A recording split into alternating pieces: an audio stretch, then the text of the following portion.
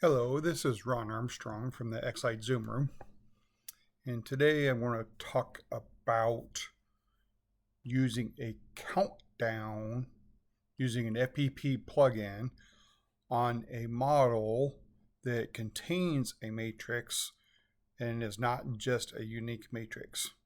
So we had a user in the Zoom room the other night with one of these Boscoyo Tune 2 signs, and he wanted to have that out before his show and then scroll a countdown on the matrix part of this model to show the number of days, hours, and times before his show actually goes live. That methodology would use an FPP plugin manager, would use a plugin called the Simple Countdown plugin. And everything I describe in this video is just one method of how to configure so you can do the simple countdown method on a model that is not a true matrix model but contains a matrix model. There are multiple ways you might be able to solve this equation. This is one method. I'm going to leverage a shadow model with a specific offset to associate with the matrix part of these other models. So as is, if you use a simple countdown plugin, it has to output to an FPP pixel overlay model. So let's just talk a bit about the plugin. So simple countdown configuration. You come in here, you can enable the plugin, you give it your time to your event, your date time to your event, like December 6th, what pretext do you want, post text, and then what's the title. So you fill out that information and you'll get something like this. It is 28 days until launch, whatever launch is, until opening, 28 days until opening, 28 days till Christmas, whatever the date event is. And then you can include hours and minutes, or just include just the hours. This isn't a full overview of the plugin, just the plugin usage. So you would have your text, and then you would define the font size. So font size is going to be very important for these model types because your font can't be larger than the number of pixels high for your matrix. So you have to make sure and play with your font type and your font size for this to actually output. But the key is you have to select the matrix name that you want this to play against. And I don't actually have an actual matrix. I've got these models that's a complete model that's not just a matrix, right? So I have to tell this video we're going to focus on this chroma hat. The user in the room the other day had a Tune 2 sign. Then there's another user we saw on Facebook that's using one of these Boscoyo chroma hats with the matrix. I personally happen to have an ornamatrix in one of my shows, so I'm going to use this methodology. I have not used this in the real world yet, but we came up with it in the Zoom room with this user, and it worked beautifully for him. So I will now leverage this method to do the same kind of thing on so any model that is like a custom model that contains a matrix submodel. Normally you would sequence on the, so we're going to focus on that.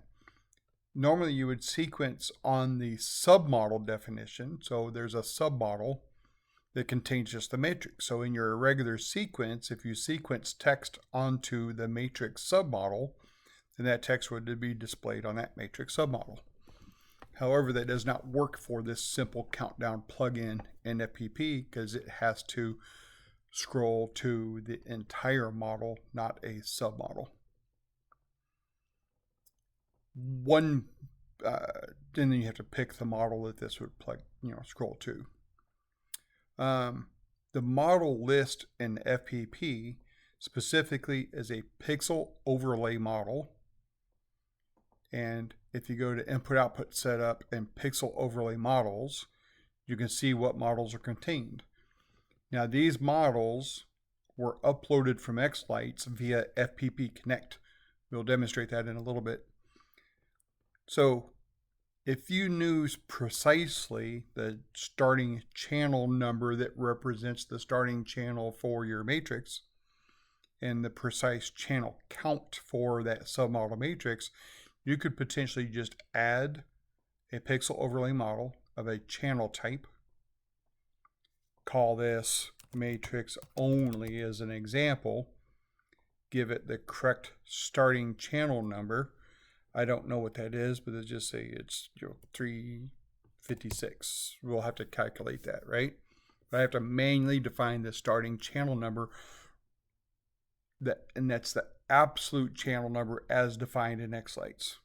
Let's actually just figure that out, right? So if I go to the entire hat model, this is 1459 is the starting Xlights channel number. And if I go to wiring view, make this really big so you can see it. And this is a good point to demonstrate that this method will only work if the matrix submodel is a contiguous string of pixels. You see how this serpentines or zigzags back and forth. It starts here on this model. It starts here at number 140. Remember, this is a back view, so technically this is the right side of the model. So this would be the lower right, the number of pixels to the right, and then up, and then over, up, over, like a typical matrix zigzag model. So as long as your model contains the matrix that is contiguous pixels, as in not jumping out to the outline and back and forth, then this method will work. So since this is pixel number 140, we need to figure out what that start channel would be in Xlights.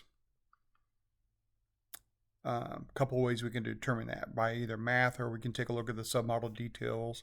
That will give you the node number. That actually won't tell you the channel number, so we will have to do math. This matrix on this hat, I counted these earlier. This is 21 wide by 8 high.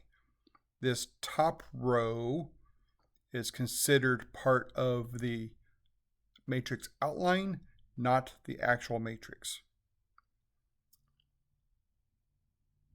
So look at the wiring view, see where it starts, what node it starts on, make sure it ends, and notice that this is the very last pixel for the model. So when we're all done, we'll showcase that the end channel in Xlights should align with the end channel at the model because that is the last pixel. Close wiring view. And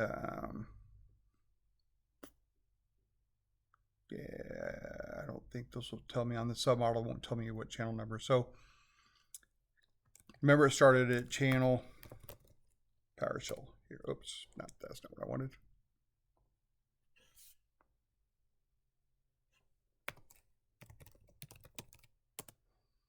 I'm going to use PowerShell to do math. So what is the starting channel of pixel 140?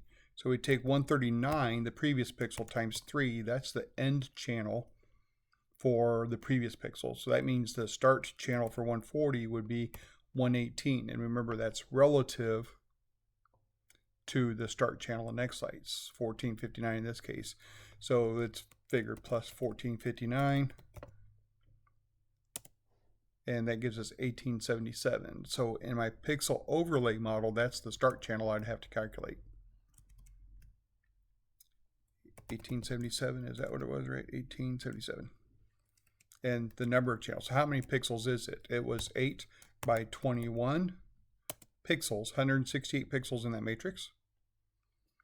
And we'll do 168 times 3 to get the number of channels, 504 channels. So that'd be 504 channels. Horizontal, I'm going to call this start corner top left. I'm not sure the best option here, and I don't have one of these models right here to actually test the output. We can demonstrate in Xlights if it works, but I don't have the actual output. So you may have to choose a different start corner if your text is backwards or flipped or something, but I'm going to leave it on the top left. because that's basically the start corner is going to be this start channel, which technically is the bottom right. But regardless, so let's save that pixel overlay model, restart FPPD, go back to input output, set up simple countdown. Now I have an overlay model called matrix only that would be represented by that manually created pixel overlay model. The significant challenge with this method is if anything changes in XLights and I reassign this model, move it to another controller, if I have this assigned on a controller and put a different model on the controller, this XLight start channel number is going to change. If this changes, then you have to recalculate that start, and you have to remember to go back here to your manual pixel overlay model and recalculate the start channel, right? So that can be a challenge if you make any changes or edits to your show and then you're like, why is this not working correctly? So the method I'm going to use with the shadow model would create a model in XLights that overlays on that matrix section of the real model that allows it to have an associated channel number. So even if things change in XLights, your model overlay that we create, your pixel overlay model that we create and upload to FPP will always be adjusted according to XLight. So if you make a change somewhere, then it'll, and we can demonstrate that by just changing the start channel in XLights. So that's one method to accomplish this goal, but probably not the preferred, because they're like, hey, you got to figure out math and you have to figure out position and blah, blah, blah. So I'm going to delete this. Save, restart FPPD. So now my plugin is currently not associated, or it automatically switched to the first available model in my model list. But when you output to this model, you're effectively not outputting to the matrix. So part of your text will be displayed on the hat, on the spinner, part of your text, and you just won't be readable text. All right. So I know I was going to try to keep this concise, but it's a little bit more technical detail. So to create your shadow model, let's go ahead and move into that step. In XLights, I'm going to just take a regular matrix model, drag and create the matrix model. Now this setup part is going to be dependent upon which model you're trying to shadow with this. So we'll just call this guy hat matrix, for lack of a better word. So we'll name him because he's going to be basically overlaid on top of this matrix section here. And here's going to be one string or one controller connection, because when we looked at this wiring view on the model, this is basically one continuous string, right? And even if physically you're interrupting this with different connections on the master model, this shadow model that we're creating will be one string continuous for the duration of this zigzag standard matrix definition that we're creating. Matrix. So it's going to be one string. Where we figure out 8 by 21 is 168. So that's going to be 168 nodes.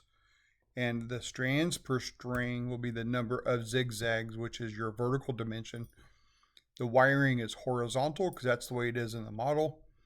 And it goes 8 high. That's the number of zigzags. So this model now matches. And just for grins, I always, when I create a matrix model, I always right click and correct aspect ratio. That makes sure this guy is evenly spaced so that your text will look proper as you might expect when it outputs. All right, so on this matrix hat, remember when we saw the wiring view, that first model wiring view, enlarge that. When I'm scrolling over here, that is 140 is going to be the first part of the matrix. And this is a reverse view, so technically this is bottom right. So I'm going to make sure and close this and set this matrix starting location to be bottom right. You also notice my little, the cyan colored pixel shows you your starting location on a lot of models. Like here on the order matrix, this is pixel number 1 on that order matrix. On your hat, pixel number 1 looks like this bottom corner there. That bottom corner is your starting pixel. So cyan color shows your starting pixel. Bottom right. All right, so here's the magic sauce, is we need to assign the channel numbers just like you would a shadow model. If you're not familiar with shadow models, plenty of YouTube videos on shadow modeling. But we're never going to use this model on the controller. We're going to come into the settings here and we're going to specify to use a specific start channel. Then this start channel field, we're going to edit the start channel field. We want to make this guy relative to the hat. So we're going to say this is going to start at the beginning of the matrix hat model. And you know, he was pixel 140. So the pixel 140 count, remember we did the 139 times 3, that's the end of 139. So the beginning of 140 would be 418. So up here in the start channel, we're going to specify 418. That's going to be what channel relative to the start of the chroma hat are we going to start our matrix on. You'll notice that your channel assignment information, commonly you would have the chroma hat, you would have this will be relative to that. So sometimes you'll have like an exclamation point controller name. When you use your visualizer to assign models, you'll have the controller name and then the channel information. So here you'll have an @ sign. An @ sign means it's related to this model, and it's starting at 418, which will be 1876. Ends at 2379, but I would expect that to end. Oh, I'm going to retract something I stated earlier. Wiring view, enlarge. This top row is not actually part of the matrix. So the matrix technically ends at 307, not 324. And I'm able to notice that if I zoom in on the hat, select the hat so it's highlighted, double click the hat to expand the submodel, select the matrix submodel. So the matrix submodel that you would normally sequence on, you'll notice is not contain this top row. So the matrix is inside of this. Will be model specific. You'll have to figure out on your model where the matrix typically starts and ends. When I select on this matrix model, you can see it starts here.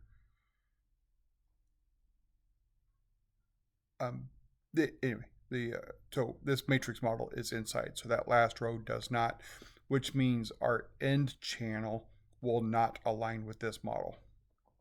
But anyway, this guy should be right. And I was one off from my channel numbers in my math. Should be 1876 absolute X-Lights channel number. So when I created that pixel overlay model manually, you'll notice even if I did the math, I was off by 1 channel. So my coloring would have been wrong. Anywho, so now I've got this hat matrix. The hat matrix shadow model that is created for the actual hat. The hat model you would drop onto your controller for controller port assignment. You will never put this guy on the controller port. This video is also not specific to shadow models. I'm not going to go into depth, but effectively you would go to your main model the model that you assign to the controller. In this case, it's going to be the hat. We're going to go to the shadow model 4, and we're going to say this is a shadow model for the hat matrix. This only gives you, that technically doesn't make a difference in the sequencing, but what the shadow model 4 hat matrix. I'm going to show you now in the visualizer what that does for you. It gives you a visual clue to not do anything with this model on the visualizer. Notice the hat starts at 1876, which is an offset from the hat matrix, which is on 1459. Let's go ahead and add, I don't have a controller set up in this test folder, so I'm going to go ahead and just add an Ethernet controller real quick. We'll call this, controller. It's going to be FPP, and say it's an FPP Pi hat. Whatever the controller is, doesn't matter. It can be a Falcon or anything. Let's actually just do that. Let's say that this is on an F16 V4. Sure, why not, right? And maybe I want to run a default port brightness of 30, and I say my IP address is 192.168.4.20, whatever the IP address is, who knows. I don't have an actual model attached to a controller, so I won't be outputting to the controller. So in this scenario, this would be the correct controller definition for whatever controller. So let's visualize. And you'll notice here on your model list of available models, you'll notice that this hat matrix is gray. So this means if you see something gray here that's configured shadow modeling, the gray you never want to touch. You never want to drag it over onto your controller and drag it back, because that will change that start channel that we manually configured. Also notice when you mouse over, the borders are dotted. Borders on dotted means these are related to each other. And the non-shadowed models, it's a solid border. So that's what that shadow model 4 setting gives you. It just gives you a visual indicator to say, wait a minute, that guy's grayed out. I need to leave him alone.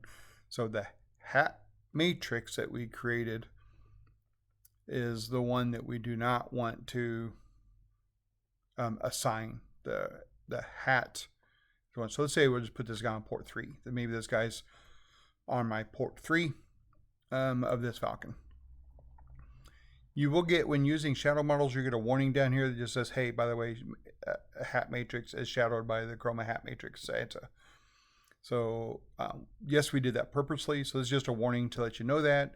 Sometimes we've seen that shadow model 4 setting get set erroneously. So pay attention to these warnings.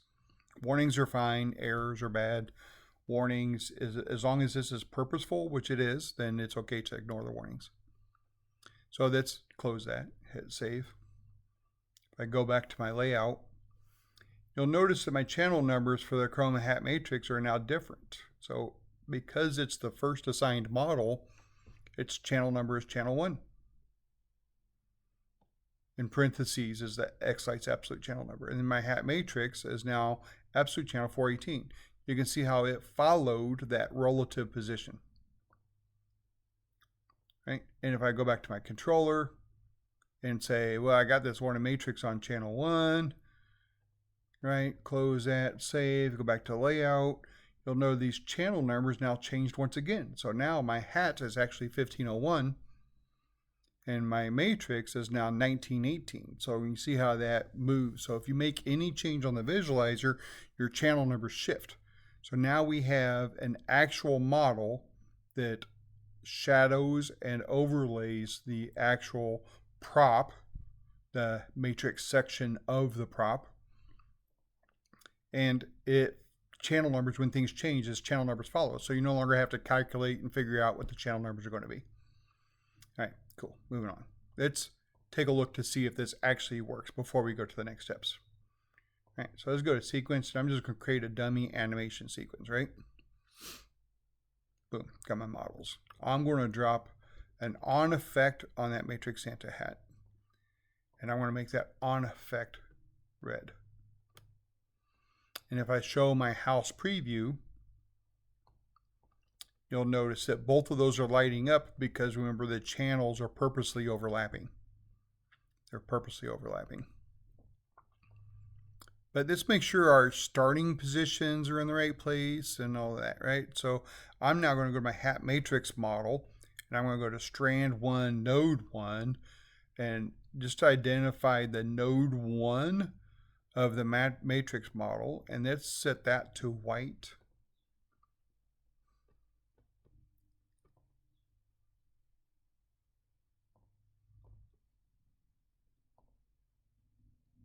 Okay, not sure why that didn't change. Oh, I know why it didn't change. Because of my render order. Right, the hat matrix is above this, so remember render order from the master view is top down, so my red is overriding everything. So I'm just going to edit display elements, bring my hat matrix below the center matrix so I get the proper render order, and then let's go back and reselect that guy, and you'll notice I have a white dot show up. So house preview. So I'm turning on just node 1, which was not the proper duration. So let me just extend these out to full so it doesn't blank out on me, right? So pixel 1, remember the hat, technically it's the bottom right. The wiring view, it was on the left because that's the reverse side. So, but it's technically, this is where position 140 is. So the first of my shadow model lines up exactly with the first of the actual model. So this is just a little test to make sure things are lining up. Remember, we went 21. So if I go 21, that should be this far left side, right? So if I go back to node 21, and let me just say let's drop a white on node 21, and take a look at house preview, you'll see I now have the first and last of that first string, and that aligns exactly. Right? If I go to the last strand, that was on strand 1, let's go to strand 8. Dropping on effect on node 1. I'm just highlighting the corners here real quick, just to make sure that, you know, what we did kind of aligns, right? And then let me just copy that and drop that on node 21 as well.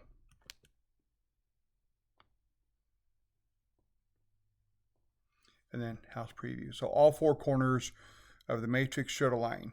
1 corner, 2 corner, 3 corner, 4 corner. So this is just spot checking the overlay work that we did, the shadowing when we did our start channel offset. So yep, I think that is all really good. Now let me model, delete node effects. I don't know if that's really going to delete everything or not, but it's there. Now I have no more anything on there. So just take the text effect, drop the text effect on the hat matrix. Now you can either put text on the hat matrix, or if you prefer, you can still use the matrix submodel. So let's just drop text on the hat matrix if you want on this new model. Just say this is fun. And let's remember that the matrix is only 8 high. And so you're cutting the S's off. So your font is going to matter. You're likely with the smaller matrices using an XL font. Maybe we'll come down here to 8x8 thin. And, you know, and just play with some of these smaller fonts. A 10 will be too tall. You won't get everything. Maybe 8x8. Oh, we don't want vertical, but maybe a 7x9. And just play with some of these OS fonts. Maybe a 6x6. And find a text that you like. I'm going to put movement to left. And you can kind of see how this scrolls across, right? So you'll just have to find a font that you like based upon your matrix size. The 8x8 text. So now that this is playing, let's take a look at the whole house preview. And you can see I'm now getting the text on both the hat as well as, let's actually light, let's drop like, I don't know, maybe we'll make the hat white and the text, no, actually I wanted the hat red, yes. Text white. Why not, right? In case you wanted to do something kind of layered, I don't know. I mean, maybe that doesn't look as good as you want, but oh, I've got red and white turned on the text, which obviously it's not seeing. And house preview. So I just wanted to put something on the hat so you can see how this is actually displaying across the hat. And all my things don't actually align here. That's why it's kind of blanking out. So you can see I can text on the shadow model, which will show up on the hat, or I can text on the hat. Let me do a cut and go to the matrix submodel, and we'll paste, align that a little bit. And because of the way we created the shadow model, they're exactly overlapping. Whether I add text on one or the other, they both will work. Fun? Cool. So now we know that our overlay model, our shadow model, is overlaying the matrix submodel, and this is working as expected. Sweet. Now we need to get this. I'm gonna cut this off of here, put it on the hat matrix model. Again, I'm just going to move these to the left. That way they're kind of somewhat aligned. Now I need to get this hat matrix model into FPP. Right, so when you do a FPP connect, sequence is not yet saved. I don't care about this sequence, so just a demo. FPP connect, and ignore all of these other FPP instances. I have a few.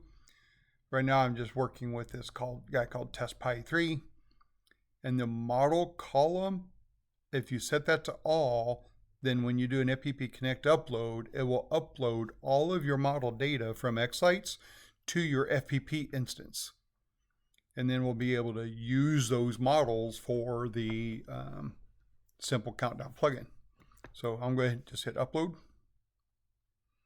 And it just sent that configuration to FPP. So now we come back to FPP, input output setup, pixel overlay models. Now I have this hat matrix overlay model that's automatically configured for me here. And so this probably the settings we would have wanted when we manually created it. But notice the start channel is 1918. That should always match what's in Xlights. Right here, this one, 1918. And if I configure my simple countdown, come down here, select the hat matrix model that we created. Now this simple countdown text, when we run this simple countdown text, it will display on the hat matrix model, which technically is overlaying on top of the hat. And as we demonstrated here, any text on the hat matrix model should be displayed on the hat as well.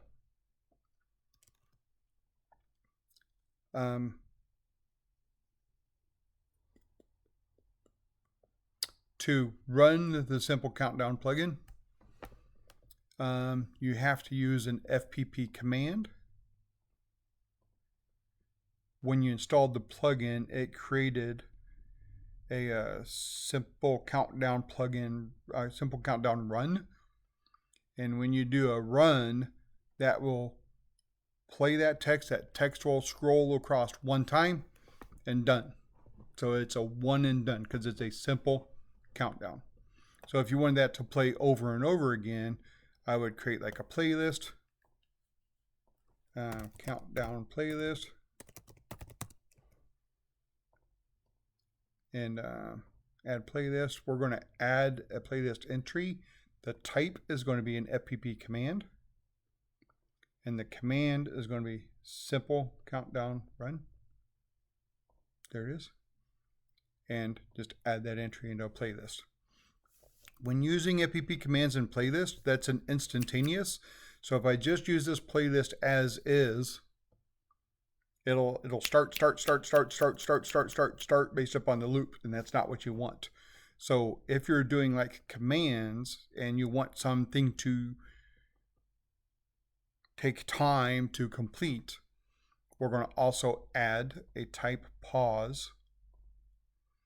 And let's say we pause for 60 seconds. Add. Save playlist. So when this playlist runs on a loop, it'll scroll the text. Then it's going to wait 60 seconds. Scroll the text again. Wait 60 seconds. Now this pause you would configure for whatever time you want between the time that the text scrolls across. Okay. So now we would just want to like schedule, and it's out of schedule, and say I want to begin today at like 5 o'clock. Or maybe I start at, maybe I start running at 5 o'clock p.m. I don't know, 5 o'clock, probably not a.m. but p.m. And I'm going to call my countdown playlist, and I'm going to let that play. For now, I'm going to say let that play till 10 p.m. And maybe I only want that to happen up to the event day. December 6th is what I think I set to, right? So now if I preview, it's going to play that countdown all those times up to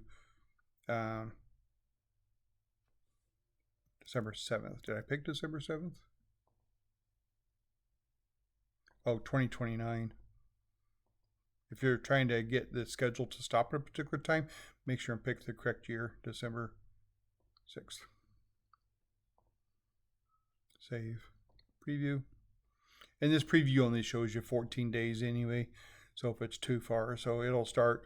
But technically, I probably want that to be different on the 6th. So I'll probably set a different schedule on the 6th to end before showtime, right? I don't need X-Lights right now. So now we scheduled a countdown playlist that contains the command to simple countdown run, pause, play it again, pause, play it again for the duration of my cycle. And that simple countdown run will take the simple countdown text, whatever I've populated and created here, and it will take that and play it on the hat matrix model, which the hat matrix model is the overshadow overlay model that we built that purposely overlays the matrix on the hat.